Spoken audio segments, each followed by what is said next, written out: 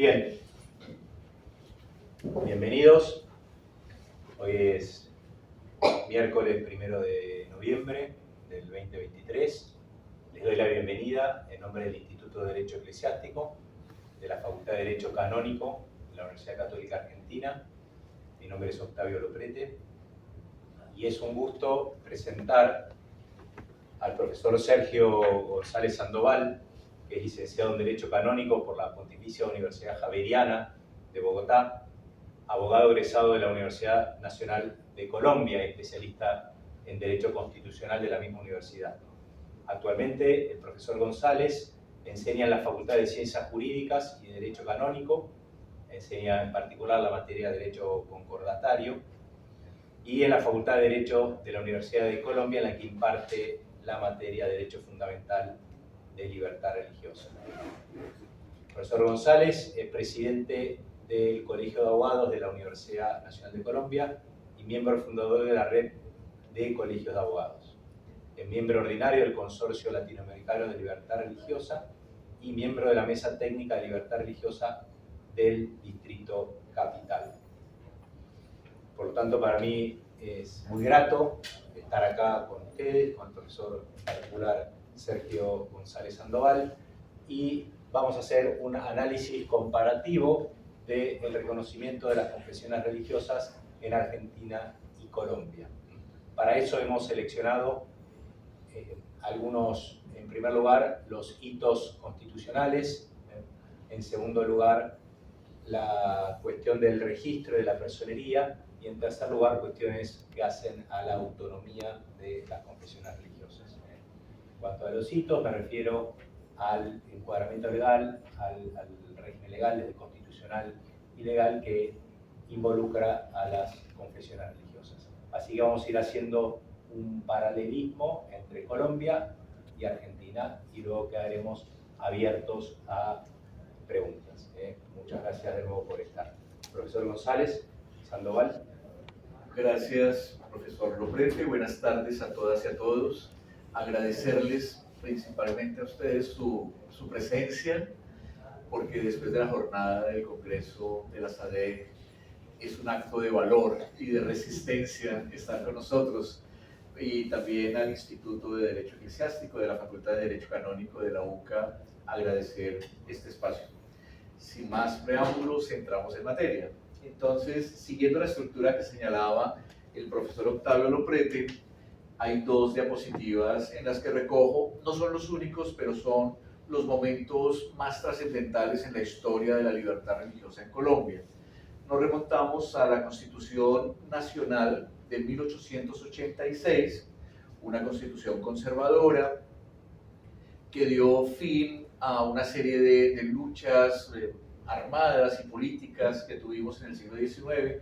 Bueno, también las hemos tenido en el XX y en el XXI, pero esta se refiere al siglo XIX, donde se consagra la libertad religiosa dentro de un esquema que se conoció en su momento como de mera tolerancia.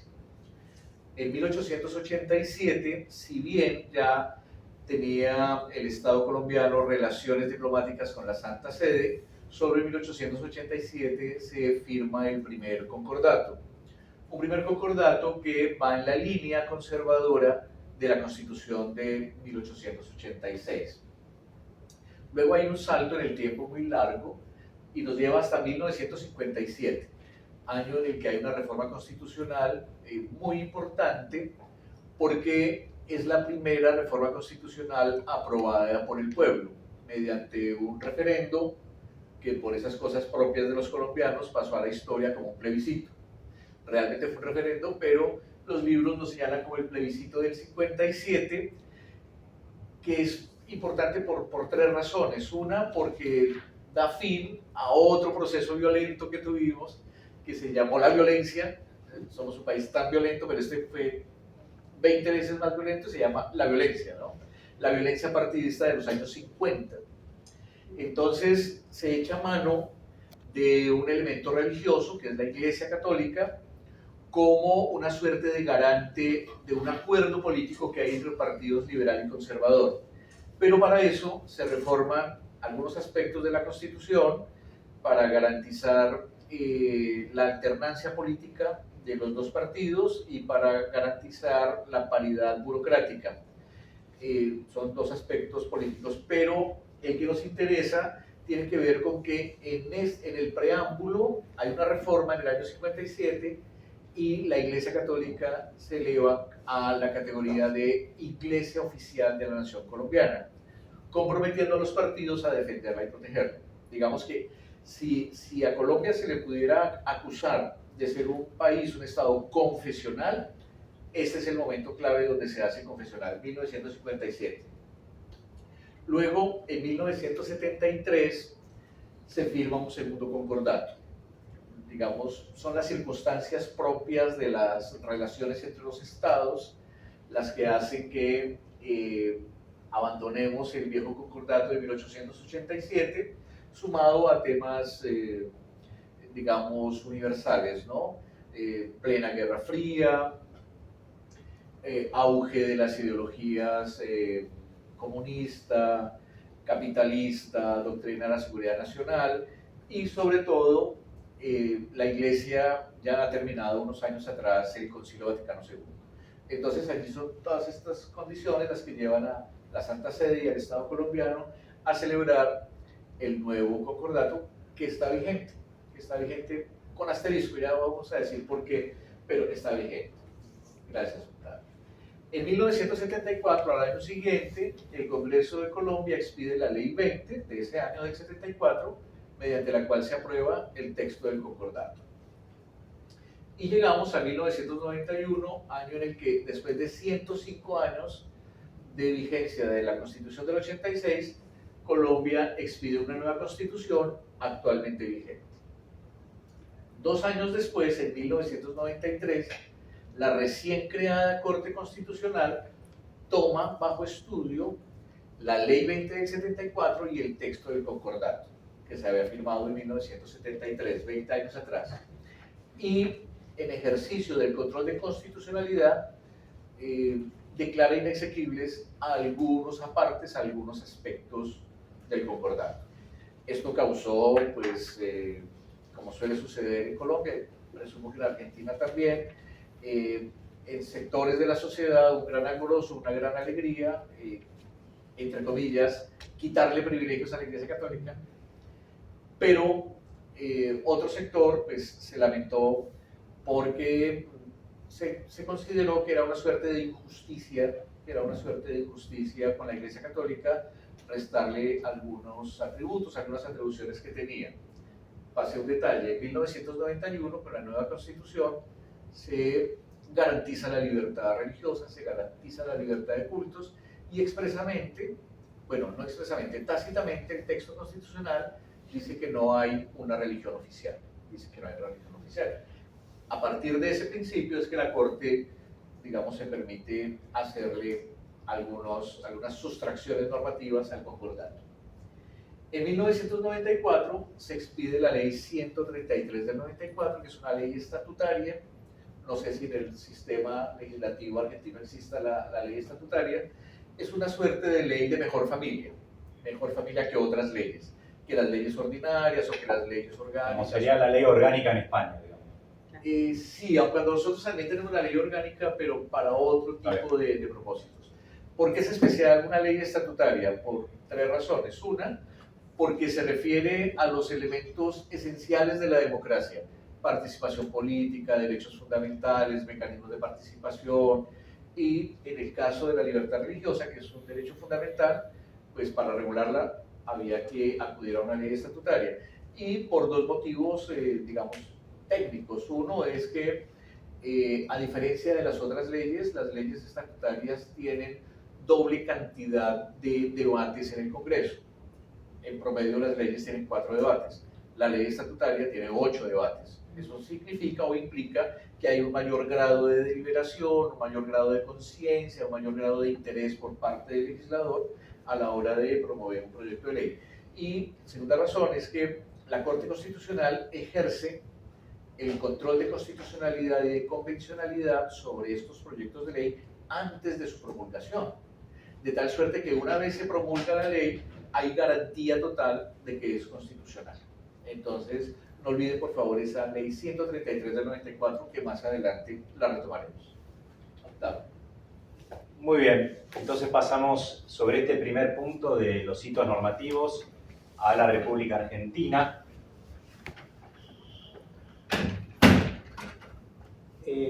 Como hitos normativos nosotros pusimos estos 6, partimos sí de la Constitución Nacional en la cuestión, es decir, el primer hito está en la propia Constitución que, digamos, su estructura en la materia implica que hay una invocación a Dios en el preámbulo. Nosotros sabemos que la Constitución argentina también tomó como base la Constitución americana, que tiene preámbulo, no tiene una invocación a Dios. Segundo, el sostenimiento del culto católico, eso ha sido interpretado por la Corte Suprema de Justicia en un sentido de que se limita, por lo menos los últimos fallos, a un sostenimiento económico, excede quizás esta exposición, lo menciono nomás. Después el establecimiento del régimen de patronato, que se entendió, los constituyentes lo entendieron heredado de la corona española y que implicaba una injerencia estatal en los derechos por parte de la Iglesia Católica. Y en cuarto lugar, algo novedoso para la época, que fue la proclamación de la libertad de culto. Y en particular también para los extranjeros, derecho que era imprescindible teniendo en cuenta la idea de hacer la Argentina un país abierto a la inmigración. Recordemos que ya desde el preámbulo se invita a todos los hombres del mundo que quieran habitar el suelo argentino. Entonces, después tenemos el Código Civil, redactado por Dalmacio Vélez Arfiel, aprobado en 1869 y luego en vigencia de 1871, con el reconocimiento de la personería jurídica pública a la Iglesia Católica. Eso como hito. En tercer lugar, el acuerdo con la Santa Sede de 1966. Nosotros no lo llamamos concordato, sino que lo llamamos acuerdo, porque era, es más limitado quizás en su contenido, aunque es muy, muy importante. Se fue trabajando ya desde la época de Frondizi. La Argentina se funda en los principios de libertad, reiteradamente mencionados en la Constitución, la Santa Sede en los principios del Concilio Vaticano II, y lo más relevante es el artículo 1 tomado del concordato italiano, la Santa Sede con Italia. La fórmula es prácticamente igual, a través del cual el Estado argentino reconoce y garantiza a la Iglesia Católica Apostólica Romana el libre y pleno ejercicio de su poder espiritual y el libre y público ejercicio de su culto, así como el de su jurisdicción en el ámbito de su competencia para la realización de los fines específicos que tenga. Esto vamos a ver que ha sido tomado por la Corte Suprema. Luego tenemos la sanción como hito normativo de la Ley del Registro Nacional de Cultos, que sigue vigente en el año 1978 y que prevé, como vamos a ver enseguida, una registración obligatoria para todos los cultos, las iglesias, las confesiones no católicas. Después, acá tenemos la reforma constitucional, no está mencionada acá, pero lo ponemos como hito del año 94, que no reprodujo las normas patronales, eliminó algunas prescripciones que estaban en la Constitución del 53, como la confesionalidad del presidente, el juramento católico, la obligación del Congreso de promover los ingresos al catolicismo, y además le otorgó rango constitucional a los principales tratados, y eso implicó un desarrollo y una garantía mayor de la libertad religiosa. Ponemos como hito la ley de institutos de vida consagrada del año 95. Vamos a ver la importancia no solo en cuanto al reconocimiento de su naturaleza, sino también en cuanto al reconocimiento de la autonomía de las instituciones. Y finalmente el Código Civil y Comercial de la Nación, que reemplazó al Código Histórico de Vélez, en el cual se replica el reconocimiento de la personería jurídica pública a la Iglesia Católica, pero es importante que se hace un reconocimiento a las confesiones no católicas. Lo vamos a ver enseguida. Así que ese sería el diseño normativo. Pasamos entonces al segundo aspecto. Vamos a Colombia nuevamente y nos referimos a la cuestión de la personería jurídica y al registro. Bien, entonces en materia de registro y personería jurídica, ¿qué es lo que se ha hecho? La carta de navegación central es la ley 133 del 94 y esa ley ha sido reglamentada a través de distintos actos administrativos, decretos, resoluciones, acuerdos, la mayoría decretos. Entonces, en ese momento, en 1994, los artículos 9 y 12 de la ley 133 crean el registro público de entidades religiosas diciendo que funcionará en el Ministerio de Gobierno. Hoy ya no se llama Ministerio de Gobierno, se llama Ministerio del Interior. Y bueno, esa es la fotografía de la sede del ministerio en el Centro Histórico de Bogotá. Y me parecía importante comenzar por allí, ¿no? ¿Quién es el encargado de llevar el registro público de entidades religiosas? El Ministerio del Interior. En esos mismos artículos se le otorgan las competencias al ministerio. ¿Es competente para qué? Es competente para otorgar la personería jurídica de las entidades religiosas, para inscribirlas en el registro público de entidades religiosas y, por último, y no menos importante, para negociar y desarrollar los convenios públicos de derecho interno. ¿Qué significa esto? Básicamente, la personería jurídica no es obligatoria. Las entidades religiosas no están obligadas a solicitar personería jurídica, como tampoco están obligadas a inscribirse en el registro. Pero las que tengan intenciones, por ejemplo, de contratar con el Estado a futuro o por su propia convicción, pueden voluntariamente solicitarle al ministerio que las inscriba en el registro y que les otorgue personería jurídica, ¿cierto? Es voluntario. Y es voluntario porque se quiere respetar el derecho de libertad religiosa, justamente.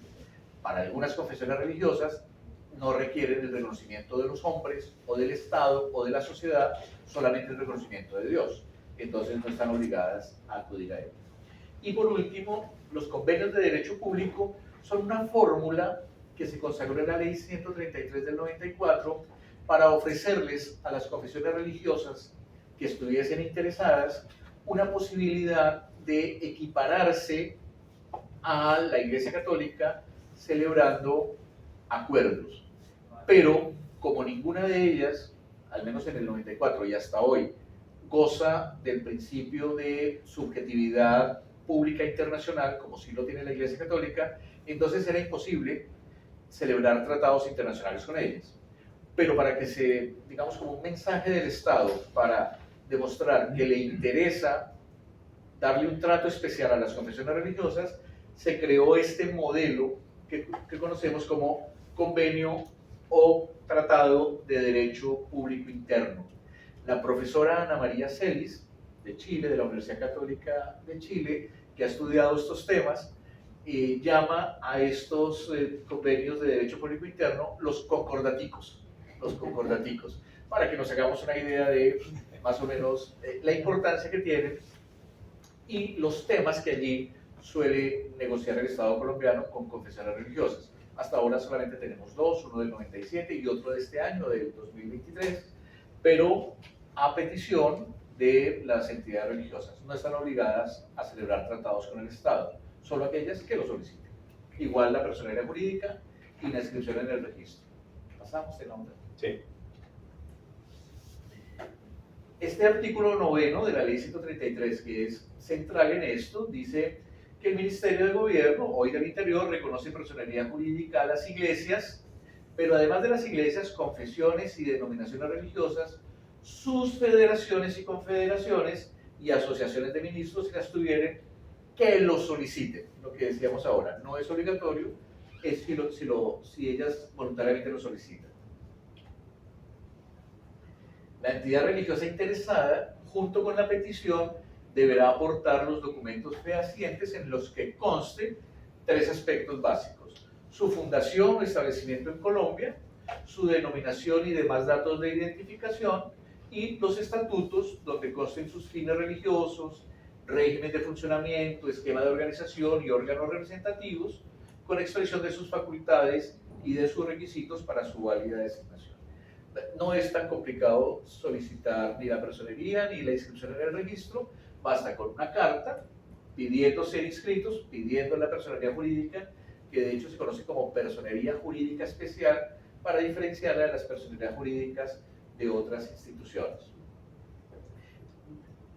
Junto con esta petición, declaran cuándo fueron fundados o cuándo llegaron a Colombia, cuándo se establecieron, cómo se llama la confesión religiosa o qué otros apelativos tienen, y una copia de sus estatutos. Basta con ello. Hacemos el nombre. Las iglesias, confesiones y denominaciones religiosas, sus federaciones y confederaciones, podrán conservar o adquirir personería jurídica de derecho privado con arreglo a las disposiciones generales del derecho civil. Es decir, que si obtienen la personería jurídica como confesión religiosa, eso no les impide que también soliciten la personería jurídica de derecho del Estado, que se suele otorgar a personas jurídicas como corporaciones, fundaciones, sindicatos, cooperativas. La experiencia me dice que no son muchas las que solicitan personería jurídica especial y que realmente son muy pocas las que solicitan simultáneamente la personería jurídica, digamos, de entidad religiosa y de institución civil. Quisieras, por favor, retirar esto y pasar a la siguiente.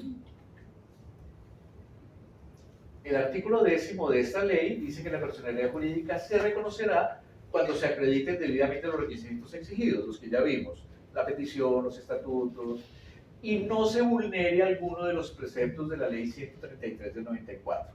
Básicamente el precepto central de la ley 133 es la igualdad. Entonces, por ejemplo, a ninguna de las 8.000 y un poco más confesiones religiosas que han pedido el registro se les ha concedido a todas, excepto a una que no se le otorgó en el momento, pero se le pidió que corrigiera su petición porque se autodenominó la única y verdadera Iglesia de Jesucristo. Entonces, la oficina de registro dijo, mire, si yo le acepto ese nombre, tácitamente me está pidiendo que yo diga que todas las demás son falsas. Y pues como todas están en condiciones de igualdad, yo no puedo decir que una sea verdadera y las otras falsas. Entonces, bueno, tuvieron que cambiar su nombre, pero fue, digamos, un tema, si se quiere, anecdótico, porque no trascendió digamos, a un conflicto jurídico. Entonces, mientras reúnan los requisitos y no violenten el principio de igualdad, el ministerio está obligado a conceder la personería jurídica y a inscribir a la respectiva confesión. El Ministerio de Gobierno, hoy del Interior, inscribirá, ojo, oficiosamente, es decir, que no sea petición de parte, en el registro público de entidades religiosas a una iglesia o confesión religiosa, a sus federaciones o confederaciones, luego de haberles otorgado la personería jurídica. Algunas piden la personería jurídica, pero no piden ser inscritos en el registro. Pero como van de la mano los dos elementos, registro y personería, entonces la ley faculta al ministerio para que oficiosamente los incluya en el registro. Hacemos el nombre. El artículo 11 de esa misma ley dice, miren esto muy importante, el Estado continúa reconociendo personería jurídica de derecho público eclesiástico a la Iglesia Católica y a las entidades erigidas o que se erijan conforme a lo establecido en el inciso primero del artículo 4 del concordato aprobado por la ley 20 que veíamos atrás. ¿Recuerdan? Para la inscripción de estas en el registro público de entidades religiosas se notificará al Ministerio de Gobierno, eso decía la ley 20 del 74, el respectivo decreto de elección o aprobación canónica. ¿Qué quiere decir básicamente esto?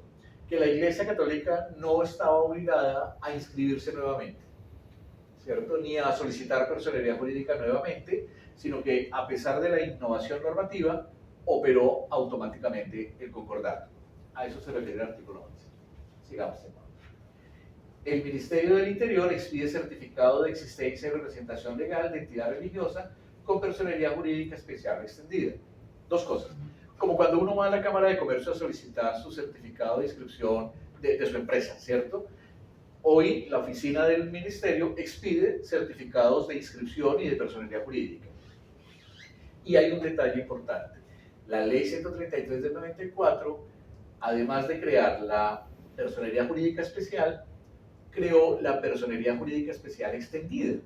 Entonces, si una confesión religiosa solicita su personería jurídica especial, se le concede. Y si más adelante esta misma confesión religiosa crea, por ejemplo, un seminario y necesita dotar de personería jurídica a ese seminario, no tiene que solicitar nuevamente la personería jurídica, sino pedir la extensión de la que ya tiene la confesión a esa persona.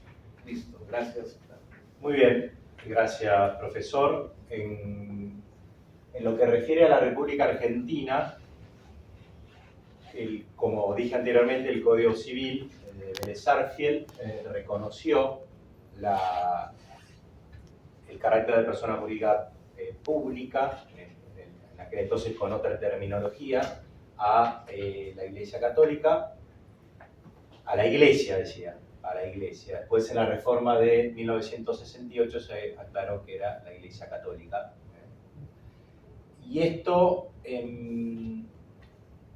lo primero, digamos, es que la referencia a la Iglesia o a la Iglesia Católica se ha entendido desde siempre, de manera ampliamente mayoritaria, como el reconocimiento de personalidad jurídica a la Iglesia Universal, aun cuando nosotros sabemos que la Santa Sede ya goza del estatus de sujeto de derecho internacional, al igual que el Estado de la Ciudad del Vaticano, y esto inclusive el Código también habla de la personalidad jurídica de los estados extranjeros. Pero bueno, al decir Iglesia o Iglesia Católica, el consenso es que se refiere tanto a la Iglesia Universal como a la Conferencia Episcopal Argentina, como a una diócesis o estructuras análogas para el derecho canónico, o a las parroquias, o a todas aquellas personas jurídicas públicas que gozan de ese carácter para el derecho canónico.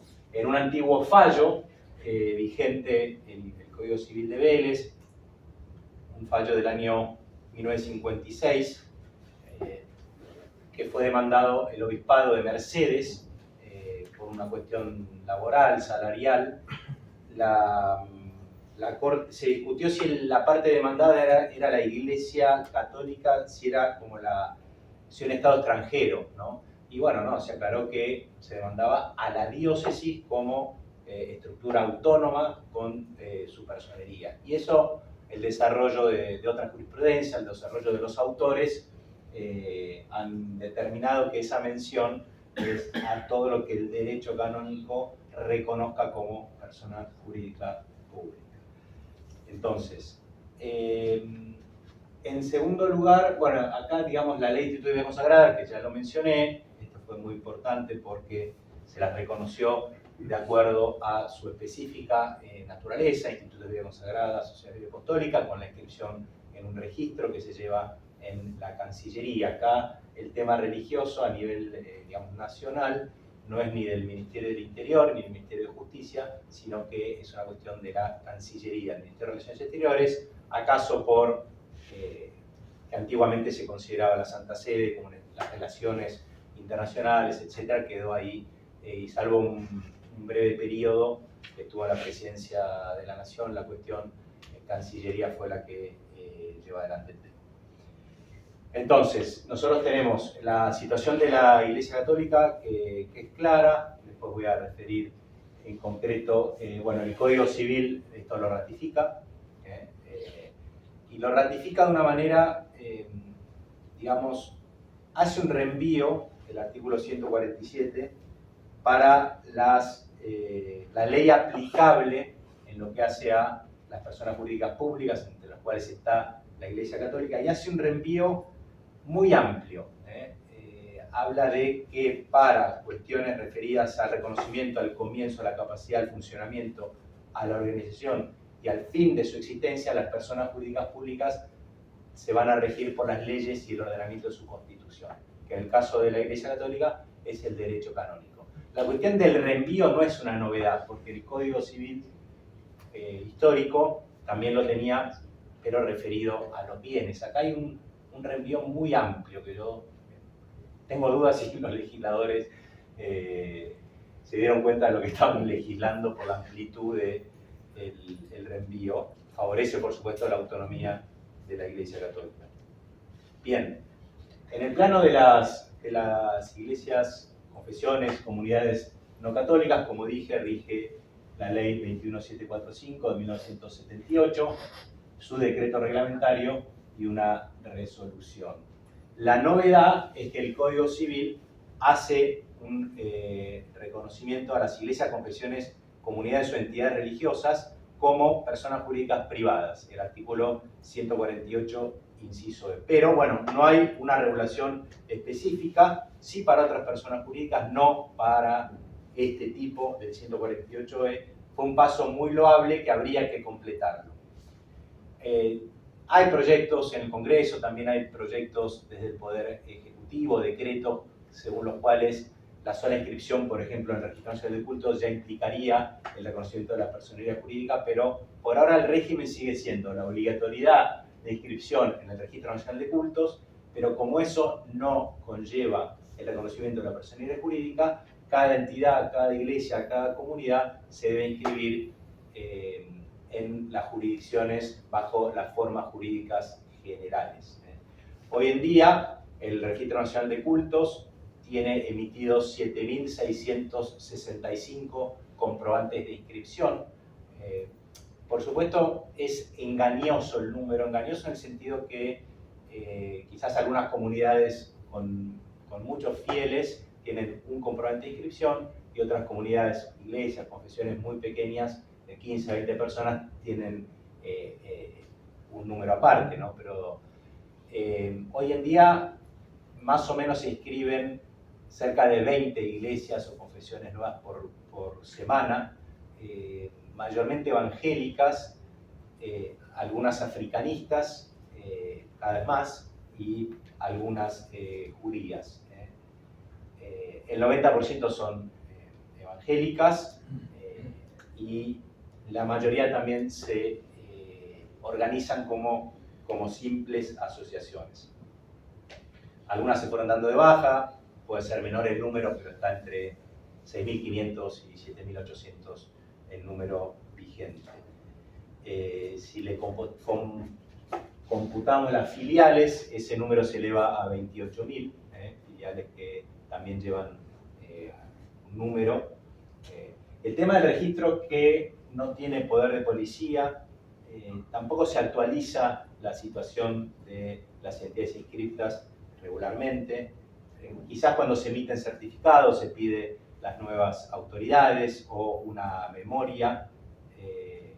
Las resoluciones ya no se publican en el boletín oficial. Ahora, por ejemplo, ya son trámites digitales. Antes, cuando no eran digitales, como el registro es nacional, se fueron creando mesas de entrada, llamadas mesas de enlaces, en diferentes jurisdicciones, que eran como que las que recibían los trámites que luego se remitían a la Cancillería argentina. Una resolución, hoy, una nueva, indica que la organización, vamos a llamarla Ministerio Cristiano, solicita su inscripción en el Registro Nacional de Cultos, hace mención al artículo 14 de la Constitución, hace mención a la ley 21745, al decreto, que ha demostrado su carácter religioso. Esto es muy importante, que tiene que demostrar, según el decreto, el carácter específicamente religioso de la entidad. Interviene la Dirección General de Asuntos Jurídicos y el secretario de culto, en definitiva, inscribe bajo el número tal a la organización Ministerio Cristiano y se registra la firma de la autoridad, que normalmente es el mismo presidente de la asociación, simple asociación o asociación civil constituida. En definitiva, nosotros tenemos que la Iglesia Católica tiene un estatus de persona jurídica pública con un reconocimiento de su autonomía importante, enseguida digo alguna palabra más, y que el resto de las confesiones religiosas ha habido un paso importante con la sanción del último Código Civil, este artículo, pero falta una reglamentación y sigue vigente entonces la ley 21745, que creó en el ámbito de la Cancillería Argentina el Registro Nacional de Cultos. Lo que sí hay que decir, a fuera de ser sincero, es que aplicación de la ley, digamos, ha sido, por así decir, benévola en cuanto al reconocimiento, al ejercicio de la libertad religiosa del resto de las confesiones.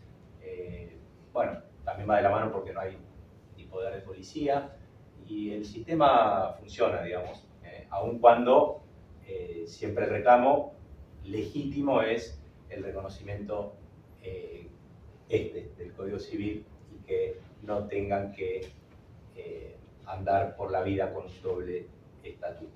Una mención última en este tema que tiene que ver con el estatuto de las confesiones religiosas es la cuestión de la inembargabilidad, digamos, de los bienes, porque el Código Civil excluye de la garantía común de los acreedores a los bienes afectados a cualquier religión reconocida por el Estado, artículo 744, inciso D. El propósito es plausible, pero quizás habría que modificar el texto, que es muy amplio y podría en definitiva perjudicar a las propias iglesias y comunidades, porque entonces todos los bienes afectados a una religión reconocida por el Estado quedarían fuera de la garantía común de los acreedores. Desde mi punto de vista, la norma debería restringirse a los lugares de culto, a los templos o a los objetos sagrados, no a todos los bienes. Entonces, bueno, vamos a pasar al último punto comparado, que sería la cuestión de la autonomía. Gracias. Entonces, la autonomía, que es el reconocimiento de dos ámbitos completamente diferentes, que nos vienen desde la Edad Media, cuando comienza todo este proceso de secularización como movimiento político en los estados contemporáneos, es que hay dos planos diferentes, el plano espiritual trascendente y el plano físico, político, histórico, ¿cierto? Pero hay un mismo individuo, hay un mismo sujeto que tiene relación con ambos planos. Sergio González es fiel de la Iglesia Católica, pero ciudadano del Estado colombiano. Mismo sujeto, dos ámbitos. En razón de eso, el artículo 6 de la ya muy trillada Ley 133, yo creo que ustedes se van con esa lección aprendida, consagra que la libertad religiosa y de cultos garantizada por la Constitución comprende, con la consiguiente autonomía jurídica e inmunidad de coacción, entre otros, los derechos de toda persona, y bueno, luego ahí enumera los derechos que se derivan de la libertad religiosa. Pero ¿qué nos interesa en este inciso introductor? Que se garantiza, se reconoce y se garantiza la plena autonomía de las entidades religiosas y la inmunidad de coacción. ¿Esto qué significa? Que ninguna persona, pero tampoco ninguna entidad, pueden ser coaccionados o a practicar una religión que no deseen o a dejar de practicar la religión que sí desean, ¿cierto? Entonces, ahí está la importancia de la inmunidad de coacción. Sigamos en las iglesias. Las iglesias y confesiones religiosas tendrán en sus asuntos religiosos, porque también se entiende que una confesión religiosa puede eventualmente participar en política o desarrollar asuntos económicos. Entonces, en sus asuntos religiosos, plena autonomía, garantizada por la ley. Y podrán establecer sus propias normas de organización. En el caso de la Iglesia Católica, pues nuestras normas de organización son el derecho canónico, ¿cierto? Régimen interno y disposiciones para sus miembros. El Estado reconoce y garantiza esa autonomía. Digamos, esto es uno de los grandes avances normativos, legislativos, para evitar dos cosas. Una, que el Estado intervenga de manera indebida en los asuntos propios de las confesiones religiosas, y dos, que entre las distintas confesiones religiosas también haya una suerte de prepotencia de algunas frente a otras para decirles cómo deben funcionar. Sigamos, ¿no? En dichas normas, así como en las que regulen las instituciones creadas por aquellas, o sea, las normas internas de cada confesión, para la realización de sus fines, podrán incluir cláusulas de salvaguarda de su identidad religiosa y de su carácter propio. Digamos que estos son ya mecanismos más concretos a través de los cuales se concretiza, se materializa la autonomía religiosa. así como del debido respeto de sus creencias, sin perjuicio de los derechos y libertades reconocidos en la Constitución y en especial de los de la libertad, libertad religiosa, igualdad, que mencionábamos hace un momento, igualdad de todas las confesiones ante la ley, y algo que va muy de la mano con los derechos humanos y con el derecho internacional de los derechos humanos, que es la no discriminación por razones religiosas. Sigamos. Por último, el Estado reconoce la competencia exclusiva de los tribunales eclesiásticos para decidir lo relativo a la validez de los actos o ceremonias religiosas que afecten o puedan afectar el estado civil de las personas. Básicamente, sentencias de nulidad matrimonial y sentencias de nulidad de la ordenación sacerdotal, ¿cierto? Porque tanto la una como la otra afectan el estado civil.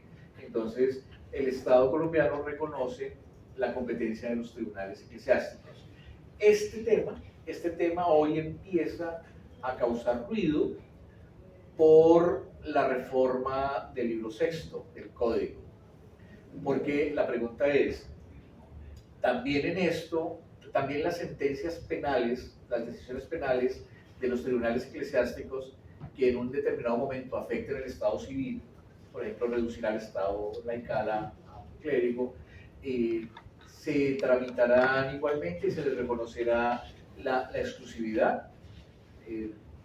Digamos que allí surgen múltiples preguntas que todavía hoy no tienen respuesta y que de alguna manera, en el caso de nuestra facultad de Derecho Canónico de la Javeriana, se está empezando a investigar, es si eventualmente hacia el futuro no se viola el principio de non bis idem, si la Iglesia impone una pena a un sacerdote, digamos, acusado y vencido en juicio por pederastia, y eso ya inhibe al Estado para adelantar su propia investigación e imponer su propia sentencia. Eso nos llevaría a un gran dilema, y es, si la Iglesia no hace nada, entonces lo que la sociedad nos ha dicho, ¿no? Que somos indiferentes al problema, que no nos solidarizamos con las víctimas y que estamos encubriendo al agresor. Pero si le impone la pena, entonces ya inhabilita al Estado para imponer la pena de prisión, y entonces van a decir, ese es el dilema, que con nuestras sentencias estamos favoreciendo a los reos para excluirlos de la acción penal del Estado. Eso todavía hoy no es norma, es un problema que está empezando a surgir, no hay normas al respecto, solamente hay inquietudes académicas en el momento, pero seguramente más adelante esto pueda tener repercusiones jurídicas muy fuertes. Bien, gracias, profesor. El concepto de autonomía es muy importante. Nosotros sabemos que se trata en definitiva de la capacidad de darse la entidad sus propias normas, que incluye la capacidad también de autogobierno. Y la autonomía la vemos, no es solo la autonomía organizacional en muchos aspectos, desde cuestiones de culto hasta la elección de autoridades, las relaciones entre sus miembros, y también autonomía, como hablaban recién, en cuanto a la jurisdicción, para ciertos temas. Tiene que ver esto también con la ley aplicable. A veces puede ser, por ejemplo, una jurisdicción estatal, pero con ley aplicable religiosa, porque hay un reenvío. O sea, en definitiva, es un concepto cada vez más actual, que hay que desarrollar y desde el punto de vista defender. En la República Argentina ya había, en este artículo que nombramos, un reenvío al derecho canónico en lo que hacía a la enajenación de bienes. Esto motivó uno de los fallos que ahora voy a mencionar. Ese artículo, está derogado, pero ampliado, como dije anteriormente, con el artículo 147. Entonces son múltiples los aspectos en que va a regir en particular el derecho canónico, pero porque así lo dice el Código Civil. Hay desde el punto de vista, un fortalecimiento de la autonomía, con este artículo 147. Con la Ley de Instituto de Vida Consagrada también, porque expresamente el artículo 2 de esa ley dice que los sujetos, instituciones sagradas, sociedad apostólica, estructuras análogas, inscritas, una vez inscritas, gozarán de la más completa autonomía en cuanto a su gobierno interno conforme al derecho canónico. Y además dice que las relaciones entre los institutos o sociedades y sus miembros se regirán por las reglas propias y por el derecho canónico. No solo eso, sino que además estarán sujetas a la jurisdicción eclesiástica. Entonces hay una autonomía muy fuerte. La Corte Suprema Argentina en 2 años seguidos tuvo la oportunidad de fallar en cuestiones de las que estoy hablando, el fallo Lastra. Acá se aplicó el artículo 1 del acuerdo que había yo mencionado, también en consonancia con el 2345, y en definitiva se dijo que implicaba ese juego normativo, el artículo 1 del acuerdo y el 2345 del código, la más plena referencia al ordenamiento canónico para regir los bienes de la Iglesia destinados a la consecución de sus fines. Eso llevó a la inembargabilidad e inejecutabilidad de bienes eclesiásticos. Nosotros sabemos que el concepto de bien eclesiástico es preciso, es técnico, son aquellos de titularidad de personas jurídicas públicas, y el Código de Derecho Canónico establece algunas exigencias, intervención de organismos, oficios, autorizaciones para enajenar o para actos de administración extraordinaria respecto de bienes eclesiásticos que en el caso particular no se habían seguido. Entonces acá había un reenvío que explicaba también autonomía. El fallo Raibar o Rivar del año siguiente también aplicó el artículo 1. Acá se trataba de una sanción impuesta por un obispo a un sacerdote secular por algunas alegaciones que este sacerdote hacía en torno al celibato eclesiástico. Se le sancionó de acuerdo al derecho canónico y la Corte Suprema defendió la potestad, la capacidad de la Iglesia para sancionar de acuerdo a sus normas y a su procedimiento a este sacerdote. Dijo que eran sanciones hechas en el ámbito de su competencia. En el ámbito de su competencia no suscitaban cuestiones que hicieran al orden público ni lesionaran principios emanados de la Constitución Nacional, por lo tanto no correspondía la tutela o la intervención del César, del juez estatal. También hizo mención entonces al artículo 1 del acuerdo. Finalmente menciono como cuestión de autonomía un fallo de este año de la Corte Suprema de Justicia, llamado Rueda. Se trataba de que la parte actora ponía en crisis el modo en que debía registrarse una cuestión sacramental, el modo en que debía registrarse el bautismo, la confirmación en los libros parroquiales. Una persona que había modificado registralmente, civilmente, su género o su sexo y pretendía imponer ese cambio a la Iglesia Católica. La Corte, entiendo elogiosamente, dijo que no cabía, digamos, que había un deslinde en las jurisdicciones, ese era un tema privativo de la Iglesia Católica que el Estado no podía interferir. Entonces, fue un reconocimiento no solo al ordenamiento canónico, sino también a la praxis, al modo en que la Iglesia decide registrar esas cuestiones. Y acá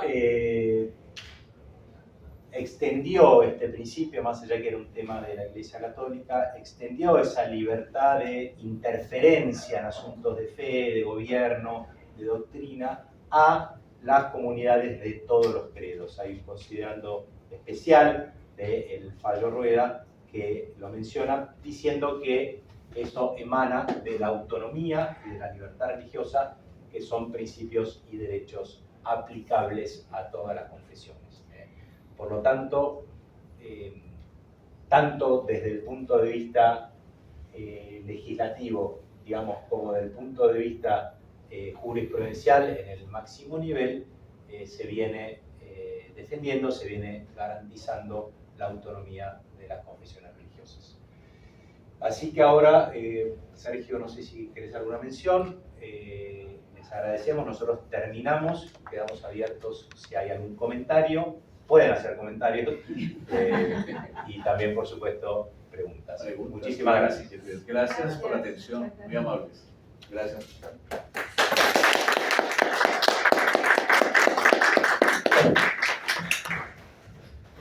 Yo puedo hacer un lindo comentario. A esto que decía del principio de non bis in idem respecto a ciertas cuestiones, yo digo, los católicos tenemos como dos normativas, o sea, tenemos en claro que una cosa es lo de Dios y otra cosa es lo de César, ¿no? Sería como el tema del matrimonio, como en otras figuras. El hecho de que uno tenga una sanción eclesiástica, yo creo que a uno no lo releva de una sanción civil, porque puede existir un daño desde el punto de vista civil o secular, como quieran llamar. Entonces yo no veo que haya problema porque alguno tenga dos sanciones, porque estamos sometidos a dos legislaciones diferentes a las que no está sometido todo el mundo. ¿Sí? Claro.